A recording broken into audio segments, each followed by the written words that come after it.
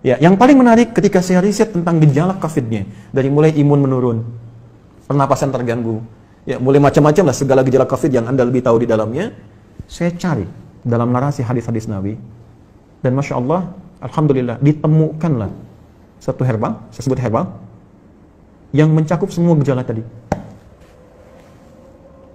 Dan itu, dunia internasional pun belum masuk ke situ. Belum ada kesadaran itu gitu. Ya, saya cek kemudian di Indonesia nggak ditemukan materinya.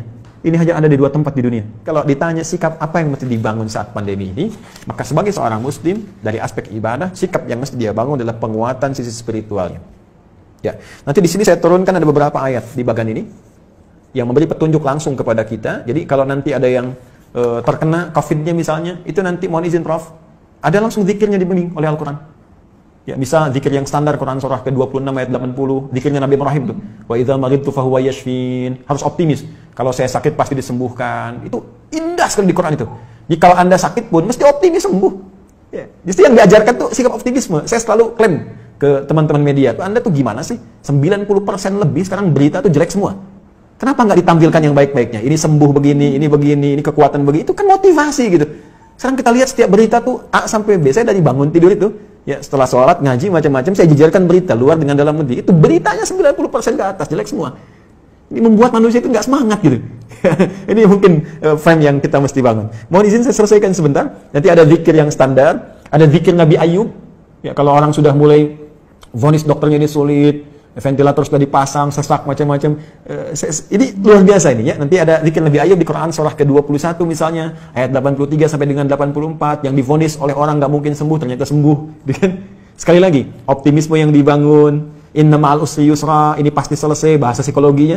La yukallifullahu nafsan illa wus'aha, nggak mungkin saya diuji kecuali saya mampu mengatasi itu semua. Itu kalimat-kalimat positif dalam psikologi yang bisa membuat imun kita semakin naik. Nah sekarang saya cepat karena waktu saya berakhir. Bagaimana ikhtiar secara muawalahnya? Ya, tadi saya sudah singgung, ini barangkali mesti dikoordinasikan, dan alhamdulillah di pemerintah juga sudah membuat gugus tugas kan, gugus tugas COVID, ada penanganan secara sosial, sudah ada social distancing, physical distancing, sampai masuk juga ke ranah-ranah ibadah yang mau ke masjid ya, itu sudah ada fatwanya tersendiri.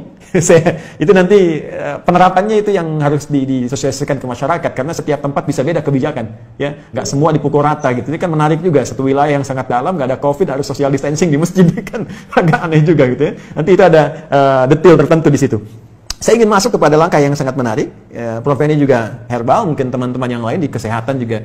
Tapi saya nggak bisa buka ini ya, spesies genusnya saya ingin buka dulu sebentar. Tapi saya challenge, ya Bu Rektor, saya challenge ya nanti tim terbaik dari Unhas. Kalau mau silahkan ke Bekasi, saya tunjukkan. Karena saya sudah uji ini 6 bulan dan alhamdulillah 100% manfaatnya.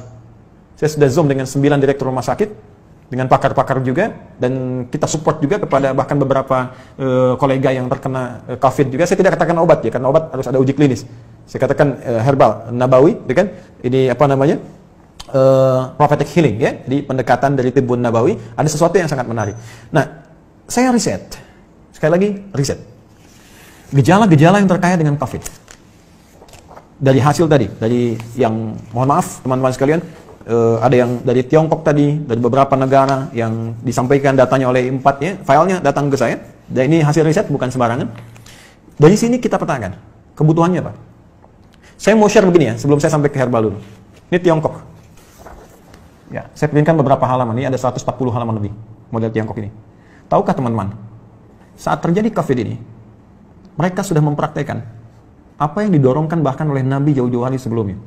Tapi bukan dalam konteks yang pertama ibadah tadi. Dalam konteks kehidupan muamalah dengan seluruh aspeknya, baik sosial, ekonomi, dan sebagainya. Saat terjadi ini, itu saya baca di laporan ini, pemerintah Tiongkok sudah mengumpulkan seluruh ahli medis dan herbal untuk berkumpul mengatasi, dulu masih epidemi, di Wuhan. Mereka kumpulkan semua alternatif.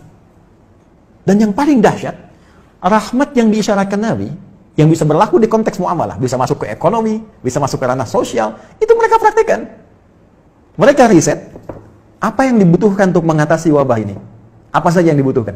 Lalu mereka minta ke dunia-dunia luar, dan dunia luar, ya luar biasa dengan itikan baiknya. Ada yang nyumbang APD, nyumbang macam-macam. Mereka sudah petakan, oh ini kebutuhannya. Dan sudah dilihat, ini satu hal yang dirasakan akan banyak menyebar. Karena dalam skala global, termasuk khususnya dalam politik global, ini kan isunya luas dengan 3 tipe itu, kan? Ada yang versi Amerika, versi Israel, ada yang versi Cina-nya, kan? Artinya ini kan sudah menyebar dan mereka sudah lihat. Artinya apa? Potensi dari segi muamalahnya, karena ini kan sisi agamanya kosong gitu kan, dalam tanda petik minim lah. Dia tarik sisi ekonominya saja. Bahkan dari tim mereka punya tim khusus yang dalam bidang ekonomi untuk memetakan ada ribuan list yang mungkin bisa dimanfaatkan dengan situasi pandemi ini. Ini bikin APD, ini bikin kits, bikin ini, bikin itu, bikin sampai puncaknya vaksin. Dan mereka sudah prediksi. Akhirnya dari luar ditarik nyumbang ke sana, ketika di luar merasakan sudah mulai terkena dan kesulitan untuk itu, mereka ekspor. Seperti contoh gini ya, kami punya kelas riset. Kelas riset ini basicnya Al-Quran dan Hadis. Ada 5 kelas utama. Di antara 5 kelas itu nanti ada kelas pengusaha, ya, ada kelas dunia kesehatan. Kami tergabung dengan 400 dokter, ya, ada nakes ya, dan macam-macam. Itu belajar semua kurikulum dari Al-Quran dan Hadis. Sesuai spesialisasinya. Jadi kalau dokter mata, apa kurikulum mata di Al-Quran? Kita turunkan dalam pembelajaran. Ya, dokter gigi, dokter ini macam-macam termasuk kaitan dengan apa yang kita kaji. Saya riset dengan teman-teman yang di dunia usaha. Ini akan ada kebutuhan APD, masker dan sebagainya. Sampai kami buat standar yang nanti akan ditetapkan oleh pemerintah. Ini standar APD. APD yang tersebar di Indonesia itu pionir pertama yang riset di antara kami. Ya, ini yang versi pemerintah untuk distandarkan. Ya, face shield. Kita buat face shield, masker. Tahu nggak teman-teman, Prof? Kita buat face shield untuk bantu masyarakat awal-awal. Bahkan kita gratiskan. Kemudian setelah itu kita ambil bahan baku harga sekian. Dari bahan baku 25.000 baru akan disupportkan ke masyarakat. Sudah ada di salah satu toko, saya nggak sebut nama, yang ngambil dari Tiongkok 60.000 dijualnya dan sudah lolos dengan semua ujinya. Saya ingin lihat dengan persepsi yang lain ya. Saya ingin lihat dengan persepsi, bukan persepsi kita menyoal. Persepsi kita melihat bagaimana Tiongkok membaca peluang menjadikan ini sebagai rahmat dan sekarang diselamatin WHO. Selesai gitu kan. Mereka bebas tapi mereka bisa meningkatkan sisi ekonominya. Kenapa kita nggak riset itu semua? Peluang apa yang bisa kerjakan kita sekarang? Kenapa teman-teman misalnya di wilayah Makassar, Sulawesi bisa tidak membuat batasan terbatas? Kenapa Anda nggak bikin aplikasi? Ya, meningkatkan ketahanan pangan. Riset, siapa yang jualan padinya, siapa yang jualan kentangnya, jualan sagunya, macam-macam. Aplikasi wilayah Makassar saja. Unhas jadi pionirnya. Yang butuh pangan ke sini, butuh ini ke sini. Mereka tinggal klik. Lokal hidup, nggak terganggu. Baru kita ngambil dari luar. Itu sisi ini. Ya, yang paling menarik ketika saya riset tentang gejala COVID-nya. Dari mulai imun menurun, pernapasan terganggu, ya, mulai macam-macam lah segala gejala COVID yang Anda lebih tahu di dalamnya. Saya cari dalam narasi hadis-hadis Nabi. Dan Masya Allah, Alhamdulillah, ditemukanlah satu herbal, saya sebut herbal, yang mencakup semua gejala tadi. Dan itu, dunia internasional pun belum masuk ke situ. Belum ada kesadaran itu gitu. Ya, saya cek kemudian, di Indonesia nggak ditemukan materinya. Ini hanya ada di 2 tempat di dunia. Dan zaman Nabi sudah dipraktikkan. Ada gejala-gejala yang serupa pernah ditangani Nabi dengan pendekatan yang bisa diminum, bisa dimasukkan, teteskan ke hidung, bisa diasap gitu. Ya, itu ternyata saya cek sudah masuk jurnal, Prof sekalian. Ini materinya udah ada di jurnal, ya, jurnal-jurnal ilmiah internasional. Ini saya ada beberapa jurnal nih yang sudah ada, ya. Tapi saya mohon maaf saya belum bisa zoom ya. Maksud saya nanti saya bikin statement di akhir. Ini sudah ada zoom internasionalnya. Ini sudah tahu ternyata khasiat-khasiat ini. Herbal ini, tapi belum ada kesadaran bahwa ini bisa mengatasi persoalan yang tengah kita hadapi saat ini di pandemi COVID. Ya, saya keluarkan itu, saya lacak hadisnya. Dari sejak 18 Maret saya usahakan, saya dapatkan dari sahabat kami, karena ini hanya dapatkan di 2 tempat di dunia. Ya, di Himalaya dengan di Saudi bagian timur. Ini ada. Saya minta kemudian, dan itu alhamdulillah ada. Saya cobakan, ya, kita treatment beberapa teman-teman yang isolasi mandiri ya, karena di rumah sakit kan tidak mungkin karena protokol kesehatan. Tapi menariknya kalau ada izin dari keluarga untuk kepentingan pribadi, boleh jadi pendamping suplemen. Kami 6 bulan coba ujikan itu, sampai dengan sekarang rekornya 100%. Hanya 3 hari paling lama. Ya, yang terkait dengan COVID ini saya tidak mengatakan obat ya. Kalau enggak besok nanti saya diundang. jadi saya katakan ini ada pendampingan prophetic healing.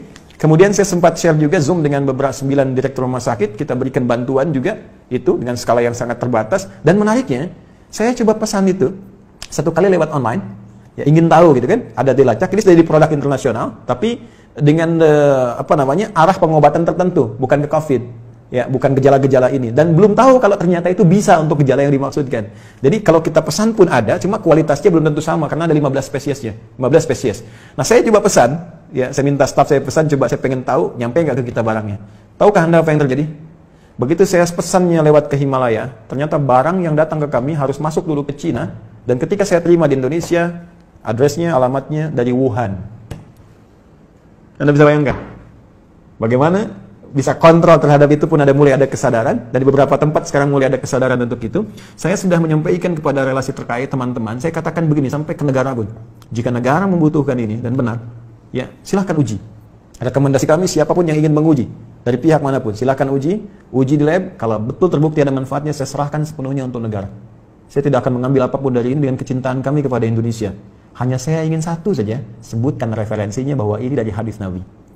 Itu saja.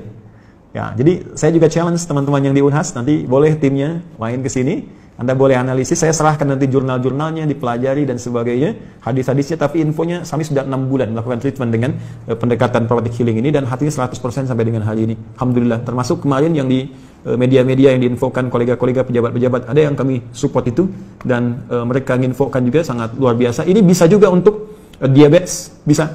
Kemudian kemarin ada yang kompleks antara diabetes dengan liver, dia menggunakan medis, ya medis belum ada pengaruh, mungkin belum cocok saja, mohon izin, ya. Lalu coba kami support dengan itu, dia selesaikan medisnya, dia tidak minum dulu, dia konsumsi itu, kami berikan, karena ini hanya 2 pekan, hanya boleh dikonsumsi dalam 2 pekan, kemudian selesai, 1 pekan baru nyambung kembali. Apa yang terjadi? Hanya dalam 3 hari, terjadi pemulihan yang sangat luar biasa, dia sudah bisa ke masjid, sudah beraktivitas, dan sudah normal kembali.